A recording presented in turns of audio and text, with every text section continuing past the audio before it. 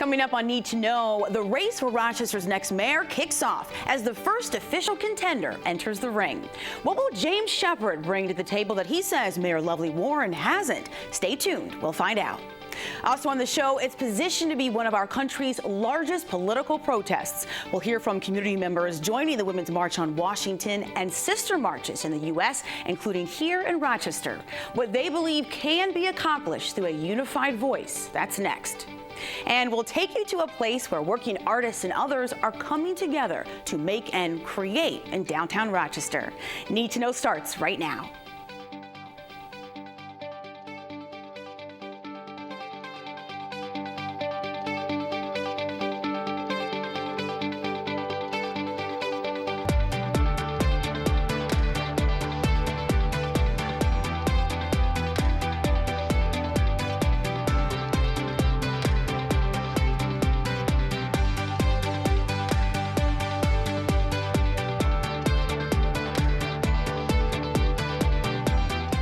Fight for mayor of the city of Rochester is on. Former police chief and Monroe County legislator James Shepherd is the first to officially throw his hat into the ring. I spoke with Shepherd this week to learn why he believes now more than ever is his time to run and what he'll bring to the city that he says we have yet to see with our current administration. Take a look. James, there have been rumblings for quite some time that you would likely throw your hat into the race for mayor. So why now? Because you told Evan Dawson on his show earlier this week on Connections that you first thought about running for mayor back in 1985. So some would say, why did you wait so long? And then others might say, are you sure now is the time? Well, 1985 obviously is a very long time ago. Like 32 years ago. And so at the time, it wasn't like that was my goal in life. It was really like it came to me and I says, that would be nice. But the same thing with being chief of police. I thought I wanted to be chief of police. I said that in 1981. And obviously my career lined it up so that I was prepared for that position. As I look at my career that I've gone through so far, it's prepared me to be in this position now. Well, I know that you've been critical of current leadership at City Hall, in particular the mayor and her administration. Tell me why. The feedback that I've gotten, in preparing for this decision, I've reached out to developers, business owners, neighborhood organizations, individual citizens, people at the school district, and they all say the same thing, is that it's not collaborative, it's not transparent, and it's not inclusive. And I, learned in the police department a lot of times you can't make people do things. What you want to do is bring them in and influence them and have a shared vision as you move forward. How would you say that the mayor's leadership differs from other mayors that we've had here in Rochester, in particular, who have leadership styles that you admire? I'll start with Bill Johnson. Bill Johnson was a visionary. He had a vision. He laid out a plan through 2010. I think in 1998. He laid out a plan that took out, another 12 years. He was very inclusive, very neighborhood focused. He put in NBN, Neighborhoods Building Neighbors, or Neighbors Building Neighborhoods, the NET program, Neighborhood Empowerment Teams. That was very powerful. And then when you had Bob Duffy, he was an engager. He was somebody who brought in experts to help him run city government. He reached out to people who were very established, very successful in their own fields. And then with Tom Richards, he was somebody who was a philanthropist in terms of giving, in terms of service. He didn't need the job. He took the job because he cared about the city of Rochester. So those are the things that I want to take to make Shepherd as far as being a mayor. Or is there something, what is something that you could say when it comes to Mayor Lovely Warren that you believe she has been successful in implementing? One of the things that she started, I agree with, is the reorg of the police department. I think that in terms of putting individual precincts is something that hasn't been completed, but I think that if I was in that position, that's what I would complete. Because I think it's important for people to be able to walk to their neighborhood police station, be able to drive over to them. Right now, in the neighborhood I live, I'd have to go over to North Clinton Avenue to North Clinton and Upper Falls to see a police executive. And so I feel that we need to have those police executives in the neighborhood so that individuals can reach out to them and engage them, and kids can go there and interact so that we don't always have to do it on a negative event. Well, transparency is a word I want to talk about. It's something that you have said that transparency along with unity you believe is lacking right now when it comes to leadership within the city. What exactly does that mean for you, transparency in the role of mayor? Well, I think in terms of transparency, when you have decisions to be made, what is built in a neighborhood in terms of things you'd like to see done is including the neighborhood people in those things, letting them see the process, letting them be part of the vision. You know, some of the neighborhoods have expressed concerns relative to development, that they didn't have a word in how it was designed, who was coming in, what was going to be built, where if you bring those people in and they're a part of it, you get their buy-in and you're successful in making it happen. Well, you don't have there, you know, you've said that there's not a solid vision, rather, for downtown Rochester. You said you don't believe that adequate jobs have been created in the city of Rochester. You're not happy in terms of academic achievement with the city school district, among other things. You have not shared your detailed plan as of yet, or your 3-point or 5-point or 10-point vision for the city of Rochester if elected. Why not? Why have you not shared those things, and when can we expect to hear about them? Well, first off, in terms of coming out with the details, and that's what everybody wants to ask, well, what are your details? What is your plan? And the fact of the matter is we have a 9-month cycle to go through between now and that primary. And so I feel it's very important for me to continue to reach out to the various stakeholders, get their input, help them design everything that I have envisioned in terms of making the city great. So in terms of public safety, I touched on the fact that there should be precincts throughout the city. You know, whatever the quadrants are in the center of downtown, each one should have a precinct to it. Policing in the spirit of service. It's a mindset. It's a culture, not a initiative or a program. It's really about who you hire, who you reward, who you promote. All those things should be in play in terms of how you want your police officers to serve. In terms of education, we want people to come here and give us jobs, but we have to have a workforce that's prepared to take those jobs. You know, everybody's talking photonics. Are we prepared to fill up photonics with our city youth? We need to be in those positions. So in terms of putting something together, yes, we know what we need to do. We need to encourage businesses, developers to be willing to invest in the city of Rochester. It has to be safe. Educational system has to be above standard, because at this point in time, we graduate about half of our students. And obviously that leads to our cycle of poverty. We'll get to education again in just a second, but who are the stakeholders that you will be working with, that you are working with specifically? With our developers, with our city school district. I stress the city school district because I think for our educational system to be successful, it has to be a collaboration between City Hall and the city school district. It can't be taken over the school district, because I think the mayor's responsibilities are too great to run the city and the school districts. Well, not taking over the school district, but do you think that the mayor should have a more prominent role, considering the fact that we haven't seen some of the advancements that we've heard so much about over the years? I think in terms it should be a partnership, and I don't think we've seen that for a very long time in the city, where it was a partnership between City Hall and City School District. Well, you mentioned a lack of unity with the current administration at City Hall during your campaign announcement. Why do you think there is such a fractured Democratic Party in Monroe County? How did that happen? And I'm glad that I'm not aware of all the pieces of that. You know, I was not involved in politics while I was a policeman, and I don't have the memory of somebody having done me wrong, but I think a lot of it has to do with the relationships that are fractured, and people carry grudges for a long, long time. You know, I've heard people say, you know, 5 years ago, so-and-so promised this, they didn't follow through. Somebody didn't support my campaign, so there's animosities. I've been blessed with the fact that, you know, I'm new on the scene in terms of politics. I don't have any grudges. I don't have any long-standing issues with anyone. So I think I can help bring that together, because it needs to be done for us to be successful. Because in this city and in Monroe County, right now, we are not unified, and it hurts us on the state and federal level. I think one thing that we hear during campaigns, we hear about these things that the candidates will bring to the table, but it can either take a very long time for us to actually see them, or we don't see them at all. And I'm curious as to, when you're out in the neighborhoods and you're talking with people in the community, is there one thing that you can say, I know this is a priority, I will deliver, and I can be clear about that? I think number one for this city is education and preparation for the jobs to come. I don't think anybody's going to come to Rochester and put a building that needs lots of employees if we don't have the employees that are trained and able to do what they need. One of the things that I've discussed is, you know, say a call center. And I throw that out because call centers might have 2,000 employees, but they still need a workforce that's prepared to take those jobs. So I think that's the key thing, is being able to lure somebody here in terms of hiring people in large amounts of numbers, so that we can change the employment situation and as well as improve the educational situation. Well, mayoral candidate James Shepherd, thank you for your time. I hope this is the first of many conversations over the next several months with you, and I appreciate you being here today. Thank you. Thanks.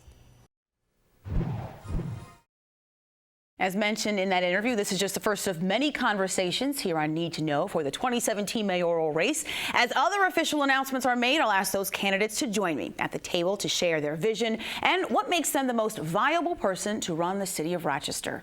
To learn more about James Shepherd's campaign, go to shepherdforrochester.com.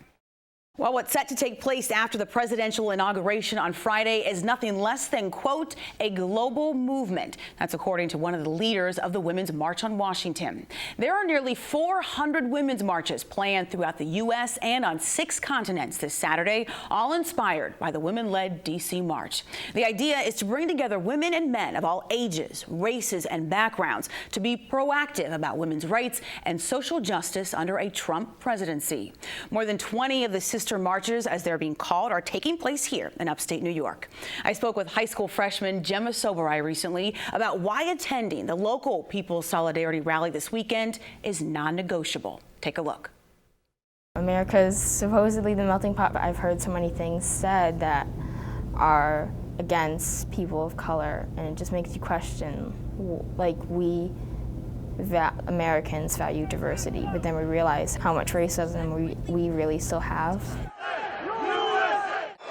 She is being protected by a totally rigged system. Through campaigning, there's been a lot said that concerns me. Well, people with disabilities have been made fun of. Deportations have been mentioned. And so many various groups have been marginalized. It's a shame that women make less money than men, or that the LGBTQ community, their right to get married is being threatened. I didn't even realize that we still had problems like this. Race and gender are something that are important to my mom and myself, because there's a lot that goes on, and being in a family that is not just one race, it's harder. My mom really opened my eyes to what's going on in our world and how we can do something about it.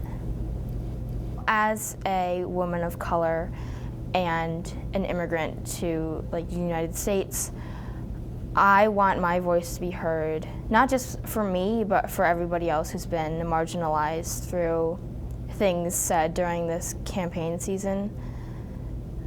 Because if we don't do anything, then change is not going to happen.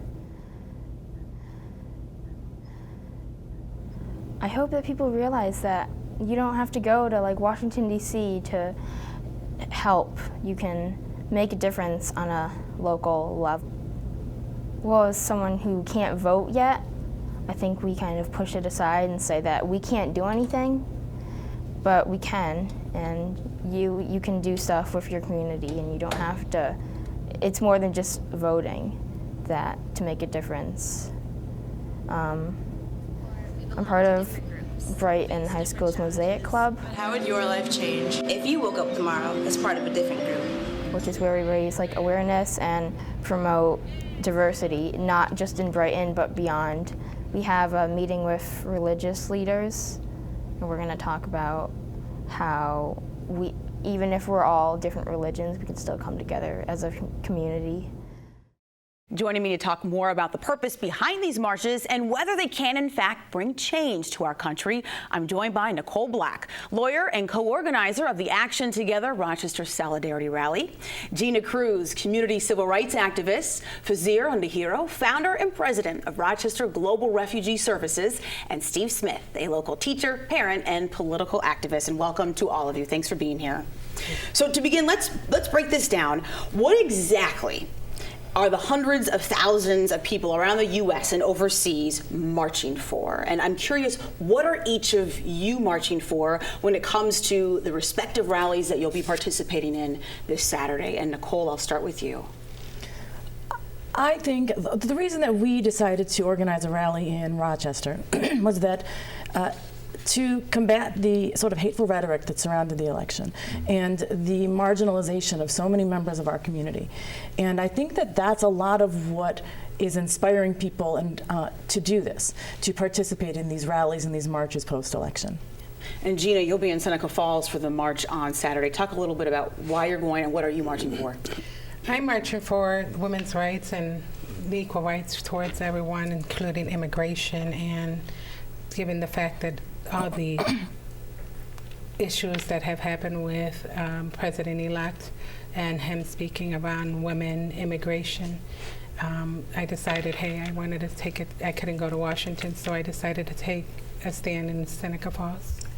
Well, the Saturday's marches, they've been dubbed nonpartisan and inclusive, meaning women and men are joining forces. So, Steve, you are going to D.C. for the Women's March on Washington. I am. And Fazir, you're joining the People's Solidarity Rally here in Rochester. Yes. Explain to viewers why this is important for you to be involved. Fazir?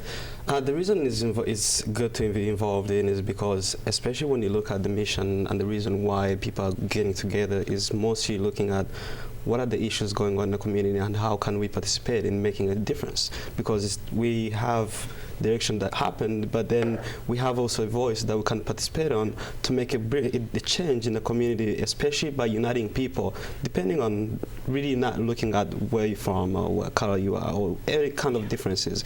But it's really the meaning of it is trying to have people of differences to come together and make a change in the community. Mm-hmm. Mm-hmm. Steve? For me, I think, it's personal as well. After all the hateful rhetoric, again in the election, and any parent that teaches the golden rule or any kid that pays attention to the golden rule, that was a tough conversation that the next morning after the election, when I had to explain to my kids at the breakfast table what went on. And I think part of us going down there, and we're going as a family, is to show them, this is what concerned citizens do. This is an appropriate avenue for, hopefully making change in a situation that you think is not so great. The president of the Association of Black Women Attorneys has said a march of this magnitude across this diversity of issues has never happened before. Is this a collective message to our new president? Is this an anti-Trump event, considering the timing of it right after the inauguration? I'd like to get your thoughts on that. Well, my position is it's not anti-Trump, it's anti-hate. And so, and a lot of what he has said has encouraged hateful rhetoric, and it's encouraged people to, on the ground, express a lot of hateful rhetoric and racist and anti-immigrant and anti-Muslim beliefs, out in the open. And so because he encourages this type of behavior and emboldens these people because of his actions and the things that he said, it's not necessarily anti-Trump, but the hate that he espouses and that he encourages is what I really feel incredibly strongly about in terms of this rally. And also First Amendment rights, I think, are going to be trampled on, and this is a way of immediately exercising those First Amendment rights right on the tail of his inauguration. Mm-hmm.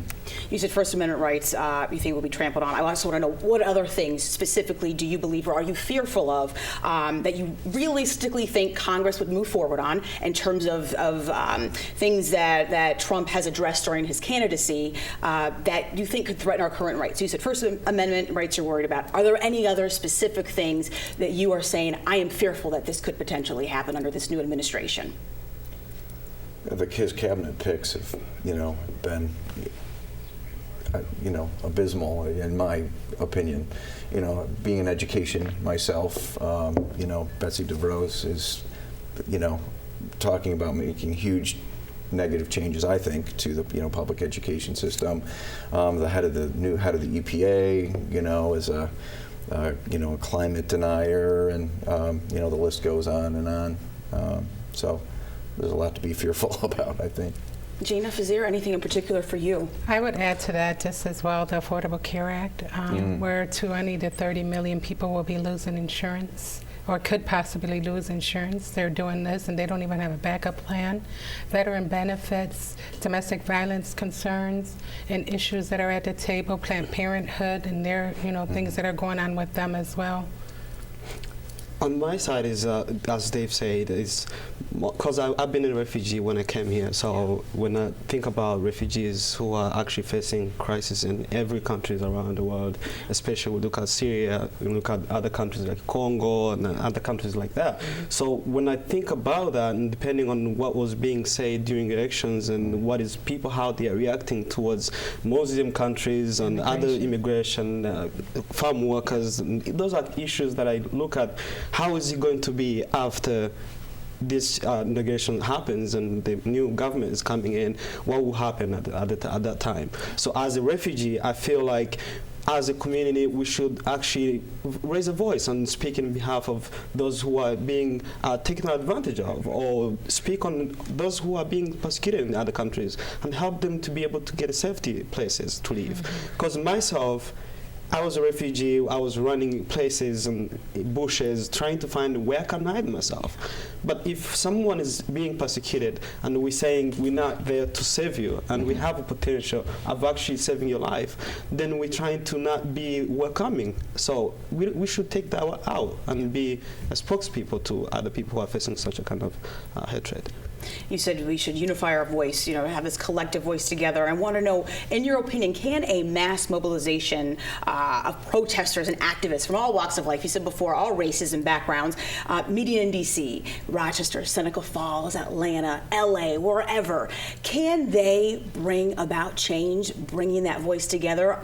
Do you expect to see change in Washington based on the events that will take place on Saturday? To my side, I would say that voices, because America is the first, we have freedom of speech, so you can address what you feel is not right. So we have Congress people, we have representatives that we can speak to and be able to represent the community issues that are going on. So by uniting ourselves and actually addressing these issues is the first step that we have to take. It's not that we're going to only be focusing on what is marching on DC every day, but what are we first of all doing in a community in bringing this change and helping each other in the first place. So that's some of the things that I look at. We have, first of all, to look at what is going in the community. How can we bring each other to work together and be able to work in a unit and represent what is going on and be able to be a voice for those who are voiceless. And I would add to that not only is it sending out a message by standing united, but also that afterwards we also make sure we reach out to our political figures, and talk to them and let them know we are Rochester, we are victorious, we are united, and that we are here to make a difference, and we're going to stand up and speak up for the rights of our women, our men, our immigration, and all the issues that mean dearly to us. Mm-hmm. Well, and one thing I think that has happened since the election is, and I include myself in this group, a lot of progressives, myself included, were guilty of resting on our laurels. The administration had our back, and we were not particularly active. And I was certainly guilty of that, and I think it really, it woke the sleeping giant, so to speak, and it's, and it united people, all of these different, this administration is going to cause pain to so many people. And a lot of people are actually going to be, if they're deported, some of them may actually face death.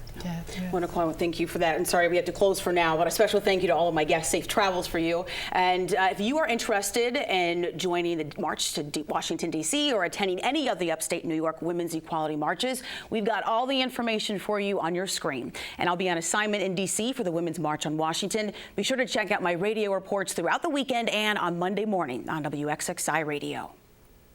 And now we're joined by hosts of WXXI's Arts in Focus program, Sasha Ann Simons. Sasha has more on a collaborative space in downtown Rochester created for creatives. Sasha? Thanks, Helene. When local developer Craig Webster acquired the building at 510 State Street, he knew he wanted to do something a little different. And when local artists Larry Moss and Kelly Cheadle of Origami became part of the conversation, that's when the project took off. Arts in Focus recently visited the newly opened Made on State building to see what these artists have created. Take a look. Made on State is a collective of professional working artists and other creative individuals that are able to come together and create amazing things both individually and as a group. It was kind of a match made in heaven when we ran into this particular group. I really wanted to make sure I put some people in here that were going to engage the area. I didn't want to see people that were just going to be contained in the building. For me personally, one of the most exciting parts of this was working with a developer who was on cue with the vision that we brought to the table. I think the idea of having some professional artists who not only want to grow their business and find a space where they can really dig roots, but also want to work within the community. We're looking forward to doing workshops and classes that'll be open to the public that people can participate in. There's so much of Made on State that is shared space that allows for cooperation between artists, that allows for expansive projects and teaching classes and bringing people in. Being surrounded by other artists means there's an opportunity for me to watch and learn and be part of something bigger than just my own art. Collaboration could be, you know, anything from, full project, every bit of the project, every detail is shared, or it could be everybody working on their own thing and occasionally asking for assistance. There's a couple people here that are in marketing and branding. I'm always trying to figure out how to kind of refine my brand. I get a lot of help with stuff like that. People also come to me if they need a random part made, or holes drilled in a piece of metal, or just advice on how to build something physical.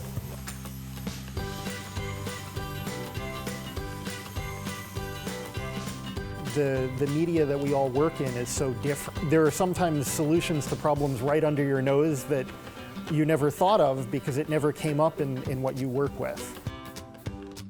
We're a collective, supportive community. If any of us has a question that relates to somebody else's expertise or skill set, it's very easy just to run over and get some professional feedback from those people. I heard about this building through Origami. I was looking to move out of my basement shop. As soon as we saw it, we kind of just knew, like, this is a good spot. I have 4 times as much space now. Yeah, the space is always awesome for manufacturing. It's allowed me to take on more work at once, and it's allowed me to take on bigger jobs than I could do at my home-based shop. And the visibility is a lot greater too. I'm getting a lot more social engagement. I'm learning a lot from businesses that have grown. I've already superseded where I was a year ago, and I'm taking in many more orders than I have before. And I've been able to design and create the type of space to facilitate the business and what I really want to give to my clients. What we're trying to create, and I think the city wants, is connectivity. And I'm trying to create a piece of that from High Falls to hit the St. Paul Quarter. We're trying to do our part here and do it well. And that's it for this edition of Need to Know, Rochester's news magazine. I'm your host, Helen Bianduti-Hofer. Thank you for joining us, and I will see you next week right here on WXXI TV.